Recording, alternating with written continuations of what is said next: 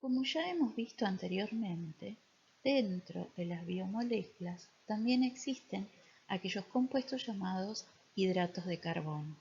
Los hidratos de carbono, cuando vimos la clasificación de los alimentos, los caracterizamos como uno de los alimentos más energéticos. Ahora veremos algunas otras características de ellos. ¿Alguna vez te pusiste a pensar la importancia que tienen este tipo de compuestos, como lo son los hidratos de carbono, también llamados glúcidos o carbohidratos o sacáridos o azúcares simplemente? Bien, si nos detenemos a mirar esta diapositiva y analizamos las imágenes, podríamos decir que si observamos a nuestro alrededor, y gran parte de los alimentos que ingerimos, también de nuestra vestimenta, de los elementos que existen en las casas donde vivimos, inclusive los materiales que utilizamos diariamente, están constituidos por hidratos de carbono. Algunos de los hidratos de carbono que consumimos como alimentos se van a degradar en nuestro organismo hasta un compuesto denominado D-glucosa. Y esta molécula obtenemos de ella la energía necesaria para las funciones orgánicas. Pero, ¿qué son los hidratos de carbono? ¿Cómo es su estructura? ¿Cómo se clasifican? ¿Qué características poseen? Para ello nos detenemos un poquito en esta diapositiva y podemos decir que son solubles en agua, que tienen la característica de ser la principal fuente de energía de los animales, que la almacenamos como otro compuesto que denominamos glucógeno y que también forman parte de las paredes celulares de los vegetales y se almacenan en ellos en forma de almidón.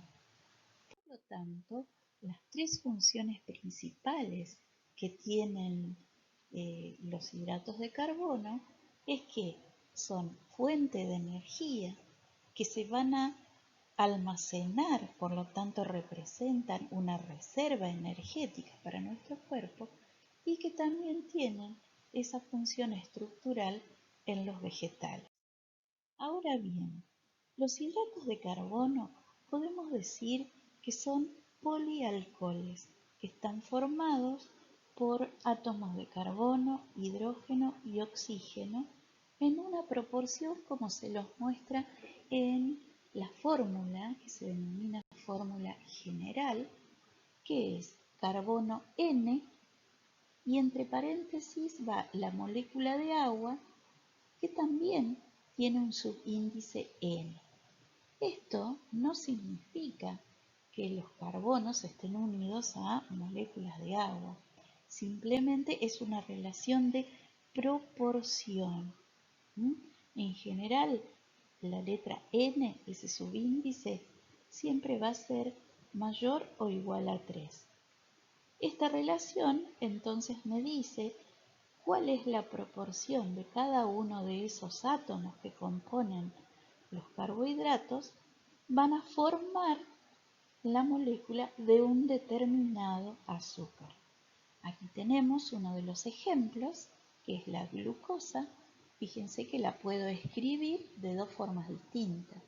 La primera sería carbono 6 y 6 moléculas de agua. Acuérdense que esto es solo una expresión de proporción, pero si yo escribo de otra forma, la fórmula quedaría 6 átomos de carbono, 12 átomos de hidrógeno y 6 átomos de oxígeno. Esta, la glucosa, es el monosacárido fundamental de todas las células. Los azúcares de los alimentos son en general una mezcla de monosacáridos y disacáridos. Acuérdense que los monosacáridos eran aquellos que tenían una sola estructura monomérica, de ahí el nombre de monosacáridos, que en general es la glucosa, y los disacáridos. Por ejemplo, la fructosa abunda en las frutas y en la miel, donde también encontramos glucosa. En la sacarosa, que es el azúcar de mesa, nos estamos refiriendo a un disacárido, ¿sí? Los monosacáridos se van a clasificar de acuerdo a su longitud, que pueden contener desde 3 hasta más átomos de carbono unidos. Por ejemplo, en la que nosotros conocemos habitualmente como el monómero principal, es la glucosa, que tiene 6 átomos de carbono. Pero también existen monosacáridos como triosas, ¿sí?, que tienen 3 átomos de carbono, tetrosas, que tienen 4, pentosas, 5 y hexosas, 6 átomos de carbono. Fíjense que, no sé si han prestado atención, pero he nombrado algunos azúcares y todos terminan en osa, glucosa, fructosa, sacarosa. Bien, hablando un poco de los disacáridos, podríamos decir que son componentes celulares muy importantes y forman parte de los alimentos que consumimos habitualmente, como hemos visto acá. Por ejemplo, en una taza de té, ¿sí?, o en una taza de café de malta con leche y azúcar, podríamos decir que hay 3 tipos de disacáridos importantes. ¿Cuáles serían? Bueno, si estoy tomando café de malta con leche, estarían presentes la maltosa, que es el azúcar que se encuentra en el grano germinado de la malta. También tenemos la lactosa, que es el azúcar de la leche. Y por supuesto, si le hemos agregado azúcar de mesa, está presente la sacarosa. La mayoría de los hidratos de carbono naturales se van a encontrar formando parte de los llamados polisacáridos, que son biomoléculas o macromoléculas que responden a la fórmula que ustedes tienen allí: carbono 6, hidrógeno 10, oxígeno 5, todos con un subíndice N. N sería el número de las unidades estructurales que los componen.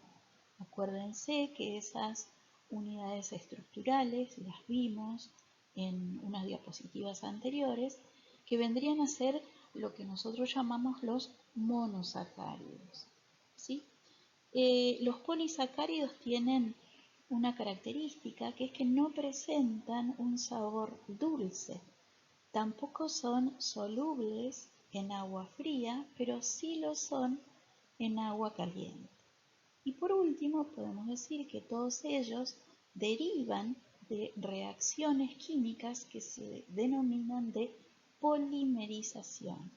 Esto significa que se van a unir esas unidades estructurales que llamamos monosacáridos, y esas uniones, ¿sí?, tienen un nombre, se llaman uniones glucosídicas. Aquí vemos dos de los polisacáridos más importantes, como el almidón y el glucógeno. El almidón, vamos a ver en la diapositiva siguiente, que tiene una conformación de 2 partes.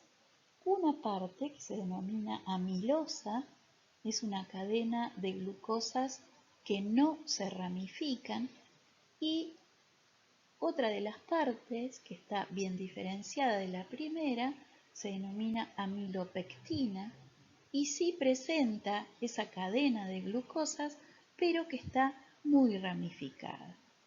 El almidón, ¿sí?, tiene la característica de reaccionar con el yodo, dando un color azul intenso.